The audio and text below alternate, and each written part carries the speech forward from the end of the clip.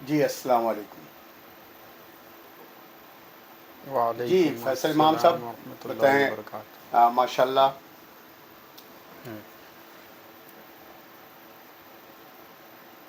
MIM ने लगभग 6 seat जीत कर एक बहुत अच्छा ये दिया। हालाँकि इससे ज़्यादा उम्मीद थी, लेकिन लोग कहीं न कहीं से एकजुटती का सबूत नहीं दे सके।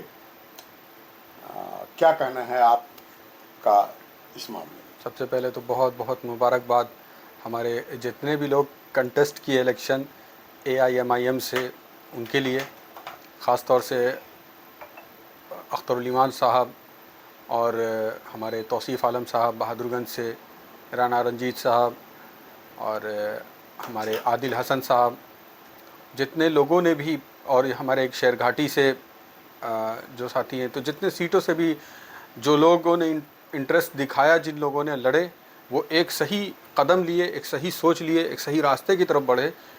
और अल्हम्दुलिल्लाह फिर उनमें से जितने लोगों को जीत मिली, इस पे अल्लाह का बहुत शुक्र है।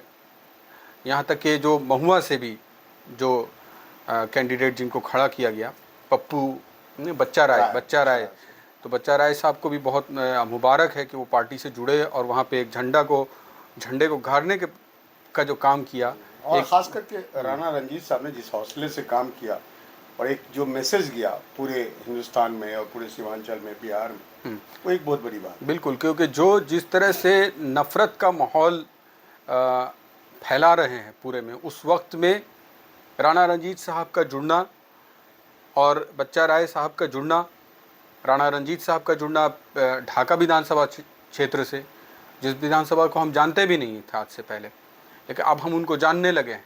और महुआ से जो उठे बच्चा राय साहब, तो इन लोग दोनों का उठना और जुड़ना एक बहुत पार्टी के लिए भी खुशी की बात है, मुसलमानों के लिए खुशी की बात है, और तमाम दबे कुचले जो लोग हैं जिनके साथ इंसाफ नहीं हो रहा है, उनके लिए बहुत खुशी की बात है।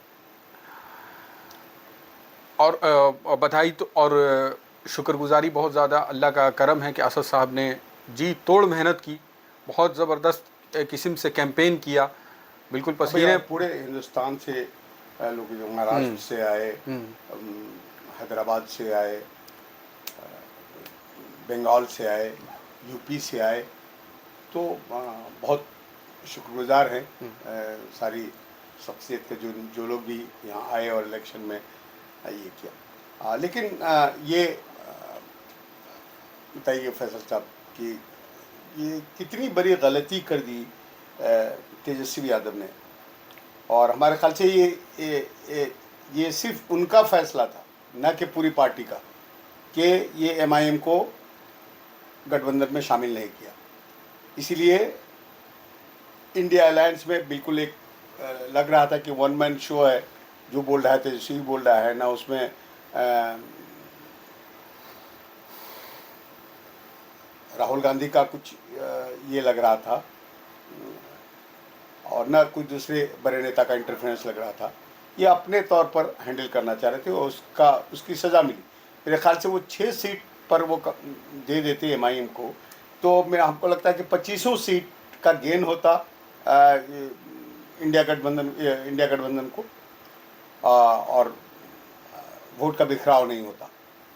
हो सकता है कि उसकी इंडिया गठबंधन की सरकार भी बन जाती। नहीं, बिल्कुल ये मैटर बिल्कुल देखने का है कि जो अख्तरुल ईमान साहब इन लोगों के गेट पे जाके कहे कि तेजस्वी अपने कानों को खोल, नहीं तो खुल जाएगा तेरे MY समीकरण का पोल, तो ये वो खुल गया उस वक्त गेट पे जाने पे भी खुल गया एक मर्तबे, जब तुम हमको नहीं लिए, और और दूसरी मर्तबे ये तब खुला जब कि जब तुमने असदुद्दीन ओवैसी साहब की तरह आदमी को, दामन साफ पाक है, कई मर्तबे के सांसद हैं, और उसके बाद भी, और तुम ये जान रहे हो कि बहुत बड़ी आबादी उनसे एक मोहब्बत कर रही है, और 2 बार बेस्ट पार्लियामेंट्रियन का खिताब भी हाँ, मिल चुका। उनको तुम आतंकवादी चरमपंथी बोलने का जब तुम काम किए, तो तुम अपने चेहरे को साफ कर दियो।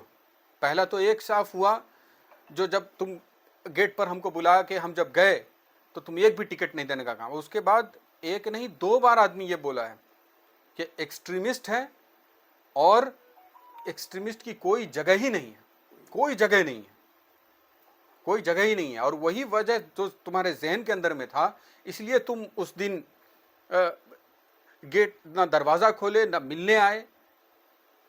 और ये अच्छा, फिर नुकसान क्या किए कि सही माने में राहुल गांधी को भी कोई वेटेज नहीं दिए, कोई वेटेज नहीं दिए उसको, नहीं। उनकी कम से कम कितनी ही रैली उनकी हो जानी चाहिए थी, एक बात।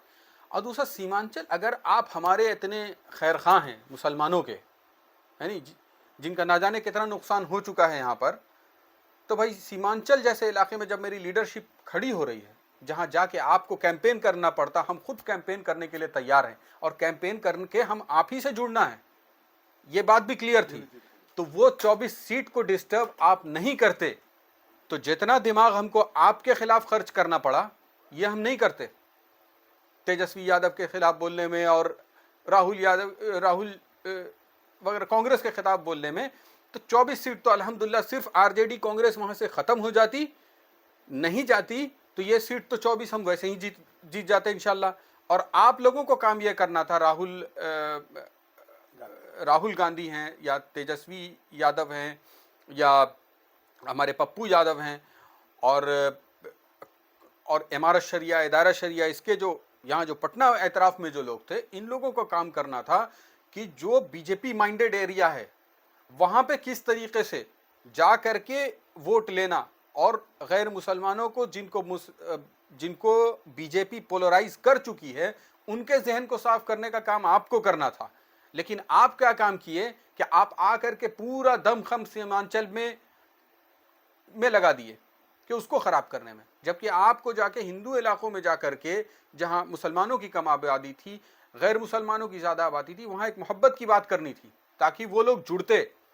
जिस तरह से यूपी से आ करके बीटा वगैरह में के तरफ बिल्कुल कई परसेंट, 7% बताते हैं कि यादव जो कम्युनिटी है ये जा चुकी है आप बीजेपी की तरफ। तो इन लोगों को पोलराइज किया गया है, जहन खराब किया गया है, तो इसको ठीक करने में आप अपनी ताकत लगाते। लेकिन आप लोगों ने इवन के इमरान प्रतापगढ़ी और इकरा हसन, हमारी माननीय सांसद जो हैं, इन लोगों का भी टैलेंट गलत जगह पे इस्तेमाल करवाया सीमांचल को डिस्टर्ब करने में। हम 24 सीट वैसे ही जीतते इंशाल्लाह, और आप ही से आके जुड़ते। जब ये बात इतनी साफ और क्लियर थी, तो क्यों यहाँ पे अपना वक्त ज़ाय किए, क्यों हमारी भी मेहनत बेकार किए और अपनी भी मेहनत आप बेकार किए। खैर, इसको हम लोग कंक्लूड करते हैं कि एमआईएम मजबूत हुई है, और जितनी उम्मीद थी, मतलब कम से कम जितना डिमांड था कि 6 सीट होना चाहिए, तो 6 सीट हम अकेले लड़के ले आए। और ये 6 सीट अगर दे देता है एमआईएम को, तो 2500 सीट का गेन होता और इंडिया गठबंधन को, और हो सकता है कि उसकी सरकार बनती। और 6 सीट अल्हम्दुलिल्लाह हम तब जीत के आए अकेले जब के पटना के तमाम दानिश्वर, उलमा इकराम सब खिलाफ थे, ये खिलाफ थे। और इनका एक कैंपेन और एक मैसेज जो यहाँ से पटना से जा रहा था सीमांचल के एरिया में, वो ये जा रहा था कि आप एमआईएम को वोट मत कीजिए। कितने लोग, एक मौज़िन साहब एक मस्जिद से गए, वो सिर्फ इसीलिए गए कि यहाँ से कांग्रेस को वोट देना है। कितने अफसोस की बात है कि जब एमआईएम की तरह पार्टी और सीमांचल के तरह से एरिया में आई भी है, जो बिल्कुल आप ही के लिए काम करने के लिए वो तैयार है। अभी कई सौ करोड़ का पुल बना, 200 करोड़ का महानंदा पे एक पुल बना, अमोर के इलाके में कितना काम हुआ। सीमांचल अकेले 800 करोड़ का काम किए हैं वो, अकेले अख्तरुल ईमान साहब विधानसभा में लड़के 800 करोड़ का काम किए।